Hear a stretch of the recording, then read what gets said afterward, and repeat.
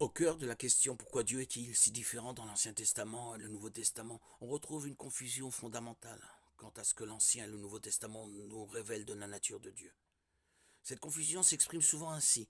Le Dieu de l'Ancien Testament est un Dieu de colère, celui du Nouveau un Dieu d'amour.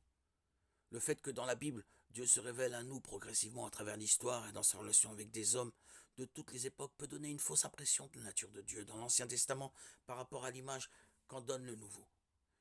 Mais si on lit les deux testaments, on comprend que Dieu ne change pas d'un testament à l'autre et qu'il révèle tous deux son amour et sa colère. Par exemple, tout au long de l'Ancien Testament, Dieu est appelé Dieu de grâce et de compassion, lent à la colère, riche en bonté et en vérité. Exode 34, 6, Nombre 14, 18, Deutéronome 4, 31, Néhémie 9, 17. Mais dans le Nouveau Testament, l'amour, la bonté et la miséricorde de Dieu se manifestent pleinement par le fait qu'il a tant aimé le monde qu'il a donné son Fils unique afin que quiconque croit en lui ne périsse pas mais ait la vie éternelle. Jean 3, 16. Tout au long de l'Ancien Testament, nous voyons Dieu agir envers Israël comme un père aimant envers son enfant. Chaque fois que le peuple choisissait de pécher contre lui et commençait à adorer des idoles, il les a punis. Mais il les a aussi délivrés chaque fois qu'ils se repentaient de leur idolâtrie.